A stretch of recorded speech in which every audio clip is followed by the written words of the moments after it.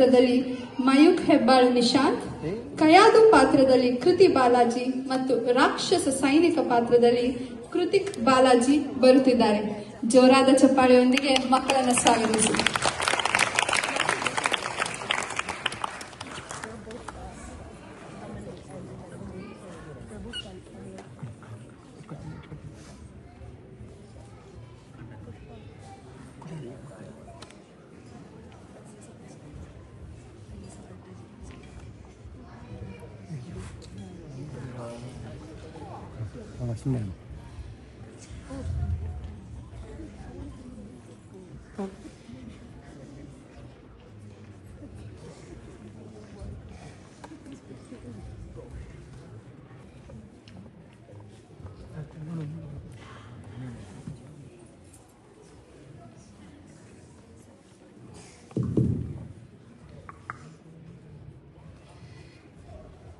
ಶ್ರೀಮದ್ ಭಾಗವತದ ಕಾಂಟ್ಯೋ 7 ಭಕ್ತ ಪ್ರಹ್ಲಾದನ ಕತೆ.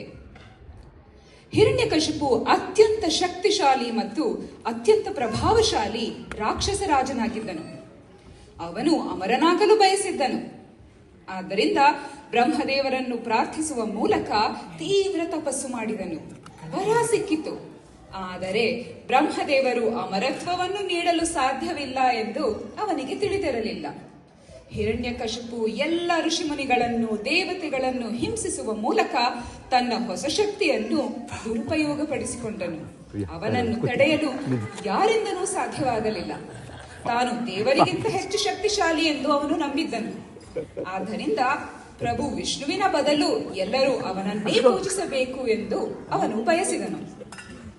ಗುರು ಶುಕ್ರಾಚಾರ್ಯರೇ, ನನ್ನ ಮಗ ಪ್ರಹ್ಲಾದನಿಗೆ ಇವಾಗ 5 ವರ್ಷ. ಅವನು ಗುರುಕುಲದಲ್ಲಿ ಕಲಿಕೆ ಪ್ರಾರಂಭಿಸಬೇಕು. ಅವನು ಅಸುರ ಗುಣಗಳನ್ನು ಕಲಿಯುವ ಸಮಯ ಇದು. ನೀವು ಅವನಿಗೆ ಅದನ್ನು ಕಲಿಸಬೇಕು. ಹಾಗೂ ನಾನೇ ಪರಮಾತ್ಮ, ಆಗ ನನ್ನ ಶತ್ರು ವಿಷ್ಣು ಎಂಬುದು ಅವನಿಗೆ ತಿಳಿದಿರಬೇಕು. ಪ್ರಭು, ನಮ್ಮ ಮಗ ಗುರುಕುಲದ ಸೂಚನೆಗಳನ್ನು ಅರ್ಥ ಮಾಡಿಕೊಳ್ಳಲು ಮತ್ತು ಅನುಸರಿಸಲು ತುಂಬಾ ಚಿಕ್ಕವನು. ದಯವಿಟ್ಟು ಅವನನ್ನು ಗುರುಕುಲಕ್ಕೆ ಕಳುಹಿಸಬೇಡಿ. ಕಯಾದು, ನನಗೆ ಸಲಹೆ ನೀಡಬೇಡ. ಓ ಮಹಾಪುರು ಹಿರಣ್ಯಕಶಿಪು, ಖಂಡಿತವಾಗಿಯೂ ನಾನು ಅವನನ್ನು ಗುರುಕುಲಕ್ಕೆ ಕರೆದೊಯ್ದು ಕಲಿಸುತ್ತೇನೆ. ಹಾಗೆ ಆಗಲಿ.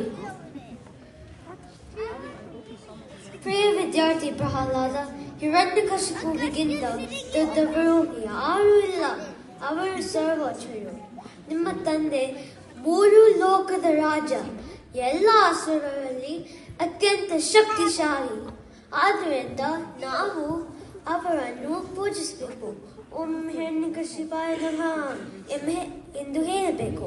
ಗುರುಗಳೇ, ನೀವು ಹೇಳುತ್ತಿರುವುದು ಸತ್ಯವಲ್ಲ. ನಾರಾಯಣ ಸರ್ವೋಚ್ಚ ದೇವರು. ಅವರು ಎಲ್ಲ ಬ್ರಹ್ಮಾಂಡಕ್ಕೆ ಕಾರಣ. ಅವರು ಶಿಕ್ಷಕರು ಮತ್ತು ಪ್ರಪಂಚದ ರಕ್ಷಕರು. ಅವರನ್ನು ಪ್ರಾರ್ಥಿಸುವುದರಿಂದ ಶಾಂತಿ ಮತ್ತು ಸಮೃದ್ಧಿ ಸಿಗುತ್ತದೆ. ಆದ್ದರಿಂದ ನಾವೆಲ್ಲರೂ ಅವರನ್ನು ಪೂಜಿಸಬೇಕು. ಓಂ ನಮೋ ನಾರಾಯಣಾಯ. ಓಂ ನಮೋ ಭಗವತೆ ವಾಸುದೇವಾಯ. ಪ್ರಹ್ಲಾದ, ನೀನು ವಿಷ್ಣುವನ್ನು ಪ್ರಾರ್ಥಿಸುವುದು ಮಾತ್ರವಲ್ಲದೆ ಇತರ ಎಲ್ಲ ವಿದ್ಯಾರ್ಥಿಗಳಿಗೂ ಕಲಿಸುತ್ತಿದ್ದೀಯ. ನೀನು ಈಗಲೇ ಇದನ್ನು ನಿಲ್ಲಿಸಬೇಕು. ನನ್ನ ಪ್ರೀತಿಯ ಮಗ ಪ್ರಹ್ಲಾದ, ನೀನು ಗುರುಕುಲದಲ್ಲಿ ನಿನ್ನ ಗುರುಗಳಿಂದ ಏನೇನು ಕಲಿತಿದ್ದೀಯ ನನಗೆ ತಿಳಿಸು. ನನ್ನ ಪ್ರೀತಿಯ ತಂದೆ, ಈ ಭೌತಿಕ ಜೀವವು ತಾತ್ಕಾಲಿಕವಾದುದು ಎಂದು ನಾನು ನನ್ನ ಆಧ್ಯಾತ್ಮಿಕ ಗುರುಗಳಿಂದ ಕಲಿತಿದ್ದೇನೆ. ಆದ್ದರಿಂದ ಪ್ರಪಂಚದ ರಕ್ಷಕನಾದ ಹರಿ ಆಶಯವನ್ನು ಪಡೆಯಬೇಕು. ಪ್ರಭು ನಾರಾಯಣರ ಪವಿತ್ರ ನಾಮಗಳನ್ನು ಕೇಳುವುದು ಮತ್ತು ಜಪಿಸುವುದು ಎಲ್ಲ ಜ್ಞಾನದ ಪರಿಪೂರ್ಣತೆಯಾಗಿದೆ. ನಾನು ಅವರನ್ನು ಆರಾಧಿಸುವುದನ್ನು ಮತ್ತು ಶರಣಾಗುವುದನ್ನು ಕಲಿತಿದ್ದೇನೆ. ಓ ರಾಜ, ನಿಮ್ಮ ಮಗ ಏನು ಹೇಳುತ್ತಿದ್ದಾನೆ ಅದು ನಾನು ಮತ್ತು ಬೇರೆ ಯಾರು ಕಲಿಸಲಿಲ್ಲ. ಇದು ಅವನಿಗೆ ಸ್ವಾಭಾವಿಕ. ನಾನು ನಿಮ್ಮ ಮಗನನ್ನು ಬಿಟ್ಟುಕೊಟ್ಟಿದ್ದೇನೆ. ನಾನು ಅವನಿಗೆ ಯಾವುದೇ ಜ್ಞಾನವನ್ನು ಕಲಿಸಲು ಸಾಧ್ಯವಿಲ್ಲ. ಪ್ರಹ್ಲಾದ, ವಿಷ್ಣು ನನ್ನ ಶತ್ರು. ಆದ್ದರಿಂದ ವಿಷ್ಣುವಿನ ಹೆಸರು ನಾನು ಮತ್ತೆ ಕೇಳಬಾರದು. ತಂದೆ, ವಿಷ್ಣು ನಮ್ಮ ದೇವರು. ಅವರು ಯಾರಿಗೂ ಶತ್ರುವಾಗಲು ಸಾಧ್ಯವಿಲ್ಲ. ಭಗವಂತ ವಿಷ್ಣು ನನ್ನ ಮನಸ್ಸು ವಿಷ್ಣುವಿನಿಂದ ಆಕರ್ಷಿತವಾಗುತ್ತದೆ. ಅವರನ್ನು ಮರೆಯಲು ಸಾಧ್ಯವಿಲ್ಲ. ನನ್ನ ಪುಟ್ಟ ಮಗ ಪ್ರಹ್ಲಾದ, ಇಲ್ಲಿ ಬಾ. ನಾನು ನಿನ್ನ ಬಗ್ಗೆ ಭಯಭೀತಳಾಗಿದ್ದೇನೆ ಮತ್ತು ಚಿಂತಿತಳಾಗಿದ್ದೇನೆ. ನಿನ್ನ ತಂದೆ ಭಗವಂತ ವಿಷ್ಣುವಿನ ಮಹಾನ್ ಭಕ್ತೆ ದ್ವೇಷಿ. ನಾನು ನಿನ್ನ ತಂದೆಯನ್ನು ದೇವರೆಂದು ಸ್ವೀಕರಿಸಿದ್ದರೆ ಅವರು ನಿನ್ನನ್ನು ಮುಗಿಸಲು ಹಿಂಜರಿಯುತ್ತಿಲ್ಲ. ನಾನು ಕೂಡ ಭಗವಂತ ವಿಷ್ಣುವಿನ ಮಹಾನ್ ದ್ವೇಷಿ. ನೀನು ನಿನ್ನ ತಂದೆಯನ್ನು ನನ್ನ ಪಾತಾಳ ಲೋಕದ ನಾಗರಾಜನ ಪುತ್ರಿ. ನಿನ್ನ ತಂದೆ ಪಾತಾಳ ಲೋಕದ ಮೇಲೆ ದಾಳಿ ಮಾಡಿದರು. ಸಹಾಯಕ ಪರಿಸ್ಥಿತಿಯನ್ನು ಉಳಿಸಲು ನಾನು ನಿನ್ನ ತಂದೆಯನ್ನು ವರಿಸಿದ್ದೇನೆ. ಪ್ರೀತಿಯ ಮಗ, ಕನಿಷ್ಠ ನಿನ್ನ ತಂದೆಯ ಮುಂದೆ ಆದರೂ ಅವರ ದೇವರೆಂದು ಹೇಳು. ಅವರು ಯಾವುದೇ ಹಾನಿ ಮಾಡುವುದಿಲ್ಲ ಮತ್ತು ನೀನು ಸುರಕ್ಷಿತವಾಗಿರುತ್ತೀಯ. ಪ್ರೀತಿಯ ತಾಯಿ, ಉದ್ದೇಶಪೂರ್ವಕವಾಗಿ ನಾನು ಜೀವವನ್ನು ಉಳಿಸಿಕೊಳ್ಳಲು ನಾನು ನನ್ನ ತಂದೆ ಮುಂದೆ ಸುಳ್ಳು ಹೇಳಿದರೆ ವಿಷ್ಣುವಿನ ಪ್ರಾಮಾಣಿಕ ಭಕ್ತನಾಗುವುದಿಲ್ಲ. ನಾನು ವಿಷ್ಣುವನ್ನು ಪ್ರೀತಿಸುತ್ತೇನೆ. ಅವರನ್ನು ಹೊರತುಪಡಿಸಿ ಬೇರೆ ಯಾರನ್ನು ದೇವರನ್ನು ಸ್ವೀಕರಿಸುವುದಿಲ್ಲ. ಓಹೋ, ನನ್ನ ಮಗನ ಬುದ್ಧಿವಂತಿಕೆ ನನ್ನ ಶತ್ರು ವಿಷ್ಣುವಿನಿಂದ ಹಾಳಾಗಿದೆ. ನಾನು ಇನ್ನು ಮುಂದೆ ಈ ಮಗನನ್ನು ಸಹಿಸುವುದಿಲ್ಲ. ಅವನನ್ನು ಮುಗಿಸಲೇಬೇಕು. ಬೇಡ ಪ್ರೇಮ, ಬೇಡ. ಓ ರಾಕ್ಷಸರೇ, ಅವನನ್ನು ಕರೆದುಕೊಂಡು ಹೋಗಿ ಮುಗಿಸಿ. ಅಯ್ಯೋ ದೇವರೇ, ನಾನು ನೋಡ. ರಾಕ್ಷಸರು ಎಲ್ಲಾ ರೀತಿಯ ವಿಧಾನಗಳನ್ನು ಪ್ರಯತ್ನಿಸಿದರು. ಕತ್ತಿಯಿಂದ ಮುಗಿಸಲು ಪ್ರಯತ್ನ ಮಾಡಿದರು. ತದನಂತರ ವಿಷವಾದ ಹಾವನ್ನು ಪ್ರಹ್ಲಾದನ ಮೇಲೆ ಬಿಡಲಾಯಿತು. ಆದರೆ ಪ್ರಹ್ಲಾದನು ಓಂ ನಮೋ ನಾರಾಯಣಾಯ, ಓಂ ನಮೋ ನಾರಾಯಣಾಯ ಎಂದು ಜಪಿಸುತ್ತಿದ್ದನು. ಸೈನಿಕರ ಪ್ರತಿಯೊಂದು ಪ್ರಯತ್ನವೂ ವಿಫಲವಾಯಿತು. ಪ್ರಹ್ಲಾದನನ್ನು ಭಗವಂತ ಹರಿ ರಕ್ಷಿಸಿದನು. ಹಿರಣ್ಯಕಶಿಪು ಪ್ರಹ್ಲಾದನನ್ನು ತನ್ನ ಮುಂದೆ ಕರೆದುಕೊಂಡು ಬರುವಂತೆ ಆದೇಶಿಸಿದನು. ಚಿಕ್ಕ ಬಾಲಕನ ಶಕ್ತಿಗೆ ಮಿತಿಯಿಲ್ಲ. ಅವನಿಗೆ ಯಾವುದೇ ರೀತಿಯ ಶಿಕ್ಷೆ ಅಥವಾ ಸಾವಿನ ಭಯವಿಲ್ಲ.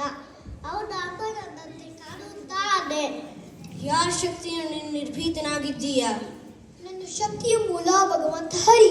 ಅವರು ಎಲ್ಲರ ರಕ್ಷಕರು. ನಾ ಯಾರು? ಕಶ್ಯಪ ಬ್ರಹ್ಮನ ಮಗ, ದಿದಿಗರ್ಭ ಸಂಜಾತ, ಚತುರ್ಮುಖ ಬ್ರಹ್ಮನ ಮೊಮ್ಮಗ. ವಿಧಾತನಿಂದ ವಿಧಿ ಬರುವಂತೆ ಬದಲಾಯಿಸಿ ಮರಣವನ್ನೇ ಮೆಟ್ಟಿ ನಿಂತ ಮಹಾವೀರ. ಆದಿತ್ಯ ಮಕ್ಕಳ ಅಟ್ಟಹಾಸವನ್ನು ಸುಟ್ಟು ಆದಿತ್ಯನ ಅಟ್ಟಹಾಸವನ್ನು ಮಟ್ಟ ಹಾಕಿದ ಸಾಹಸಿ. ಅತಳ ವಿತಳ ಸುತಳ ಸಾತಳ ತಳಾತಳ ಮಹಾತಳ ಪಾತಾಳವನ್ನು ಪಾದರಿಳಿದ ಪರಾಕ್ರಮಶಾಲಿ. ಅಡಿಯಟ್ಟರೆ ಬಿಡಿಯುವುದು ಭೂಮಿ, ತಲೆ ಎತ್ತಿದರೆ ಬೆಚ್ಚುವುದು ಭಾನು, ಕೈ ಎತ್ತಲು ನಡುಗುವುದು ಸೃಷ್ಟಿ.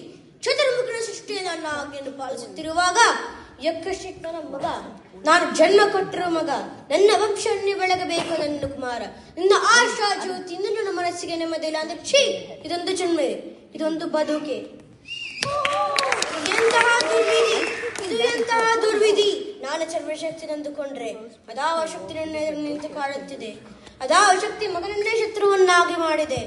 ಅದಾವ ಶಕ್ತಿ ಅವನಿಗೆ ಸಾವು ಬಾರಂತ ತಡೆದಿದೆ. ಅದಾವ ಶಕ್ತಿ ನನಗೆ ಮುಖಭಾಗ ಮಾಡಿ ತಲೆ ತಗ್ಗಿಸುವಂತೆ ಮಾಡಿದೆ. ಹಾ, ಅವನೇ, ಆ ದುಷ್ಟನೇ, ಆ ನನ್ನ ಕುಲವೈರ್ಯ ಹರೀ ದಿಕ್ಕಲ ಕಾರಣ. ಎಲ್ಲವೂ ಹರಿ, ಕಪಟಿ, ವಂಚಕಿ. ನನ್ನ ಮಗನ ಹೃದಯಾಂತರಾಳನ್ನು ಹೊಕ್ಕು ತಲೆಯನ್ನು ಕೆಡಿಸಿ ಬನಬಂದಂತೆ ಆಡಿಸುತ್ತಿರುವೆಯಾ? ಪೌರುಷವಿದ್ದರೆ ನನ್ನಂತ ಪರಮ ಪುರುಷೋತ್ತಮನೇ ಆಗಿದ್ದಾರೆ. ನನ್ನಂತ ಗಂಡೇನೇ ಆಗಿದ್ದರೆ ಬಾ, ನನ್ನ ಎದುರಿಗೆ ನಿಲ್ಲು. ನಿನ್ನ ಉದರವನ್ನು ಬಗೆದು ನಿನ್ನ ಕರಳುಗಳನ್ನು ಮಾಲೆ ಹಾಕಿಕೊಳ್ಳದಿದ್ದರೆ ಹಾ, ನಾನು ಹಿರಣ್ಯಕಶಿಪುವೇ ಅಲ್ಲ. ಪ್ರಹ್ಲಾದ, ನಿನ್ನ ತಂದೆ ಆಜ್ಞೆಯನ್ನು ಉಲ್ಲಂಘಿಸಿ ನೀನು ನನ್ನ ಶತ್ರು ವಿಷ್ಣುವಿನ ಆಶೆ ಪಡೆದು ನಾನು ನಿನ್ನ ತಲೆಯನ್ನು ನಿನ್ನ ದೇಹವನ್ನು ಕತ್ತರಿಸುತ್ತೇನೆ. ನಿನ್ನ ದೇವರು ಬಂದು ಕಾಪಾಡಿಸುತ್ತಾನೆ ಎಂಬುದನ್ನು ನೋಡುತ್ತೇನೆ. ಅವನು ಎಲ್ಲಿದ್ದಾನೆ? ಅಲ್ಲಿದ್ದಾನೆ. ನನ್ನ ಪ್ರೀತಿಯ ತಂದೆ, ನಾನು ದೇವರನ್ನು ಎಲ್ಲೆಡೆಯೂ ನೋಡುತ್ತೇನೆ. ಈ ಸ್ತಂಭದಲ್ಲಿಯೂ ಇದ್ದಾನೆ. ಅಲ್ಲಿದ್ದಾನೆ, ಅಲ್ಲಿಯೂ ಇದ್ದಾನೆ. ಅಲ್ಲಿದ್ದಾನೆ, ಅಲ್ಲಿಯೂ ಇದ್ದಾನೆ. ಅಲ್ಲಿದ್ದಾನೆ, ಅಲ್ಲಿಯೂ ಇದ್ದಾನೆ. ಅಲ್ಲಿದ್ದಾನೆ, ಅಲ್ಲಿಯೂ ಇದ್ದಾನೆ. ಅಲ್ಲಿದ್ದಾನೆ, ಅಲ್ಲಿಯೂ ಇದ್ದಾನೆ. ಹಿರಣ್ಯಕಶಿಪು ತೀವ್ರ ಕೋಪದಿಂದ ತನ್ನ ಗದೆಯಿಂದ ಸ್ತಂಭವನ್ನು ಹೊಡೆದನು. ನರಸಿಂಹದೇವ ಕಂಬದಿಂದ ಕಾಣಿಸಿಕೊಂಡರು. ವಿಷಪೂರಿತ ಹಾವನ್ನು ಗರುಡ ಹೇಗೆ ಸೆರೆ ಹಿಡಿಯುತ್ತಾನೆಯೋ ಹಾಗೆ ನರಸಿಂಹದೇವರು ಹಿರಣ್ಯಕಶಿಪುವಿನನ್ನು ವಶಪಡಿಸಿಕೊಂಡರು.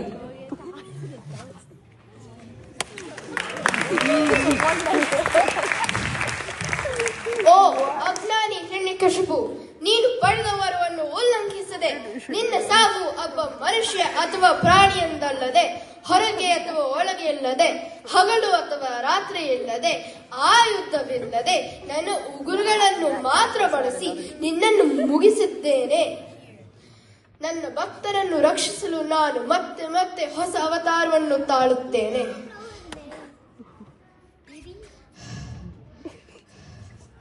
ಪ್ರಹ್ಲಾದ, ನಿನ್ನಿಂದ ನನಗೆ ತುಂಬಾ ಸಂತೋಷವಾಗಿದೆ. ನಿನ್ನ ಇಚ್ಛೆಯನ್ನು ವ್ಯಕ್ತಪಡಿಸು, ನಾನು ಅದನ್ನು ಪೂರೈಸುತ್ತೇನೆ. ಮಹಾಸ್ವಾಮಿ, ನಾನು ಇನ್ನೇನು ಬಯಸುವುದಿಲ್ಲ. ಪ್ರತಿ ಜನ್ಮದಲ್ಲಿಯೂ ನಿಮ್ಮ ಸೇವೆ ಸಲ್ಲಿಸಲು ಮಾತ್ರ ನಾನು ಬಯಸುತ್ತೇನೆ. ಓ ದೇವರೇ, ದಯವಿಟ್ಟು ಒಂದು ಉಪಕಾರ ಮಾಡಿ ನನ್ನ ತಂದೆಯನ್ನು ಕ್ಷಮಿಸಿ. ನನ್ನ ಪ್ರೀತಿಯ ಪ್ರಹ್ಲಾದ ಅತ್ಯಂತ ಪರಿಶುದ್ಧ ಭಕ್ತ. ನೀನು ಏನನ್ನೂ ಬಯಸುವುದಿಲ್ಲ, ಆದರೆ ಈ ಭೌತಿಕ ಪ್ರಪಂಚದ ರಾಜನಾಗುವೆಂದು ನಾನು ನಿನ್ನನ್ನು ಆಶೀರ್ವದಿಸುತ್ತೇನೆ. ನಿಮ್ಮ ಪರಿವಾರದವರೆಲ್ಲರೂ ಮುಕ್ತರಾಗುತ್ತಾರೆ ಎಂದು ನಾನು ನಿನ್ನನ್ನು ಆಶೀರ್ವದಿಸುತ್ತೇನೆ.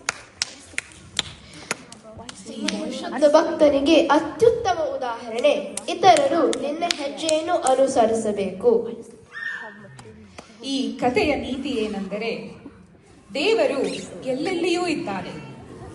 ನಾರಾಯಣನ ನಾಮವನ್ನು ಭಕ್ತಿಯಿಂದ ಜಪಿಸಿದರೆ ಆ ನಾರಾಯಣ ಯಾವುದೇ ಸಂದರ್ಭದಲ್ಲಿಯೂ ನಮ್ಮನ್ನು ರಕ್ಷಿಸುತ್ತಾನೆ.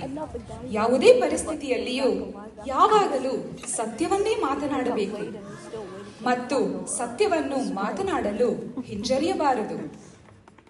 ಧನ್ಯವಾದಗಳು.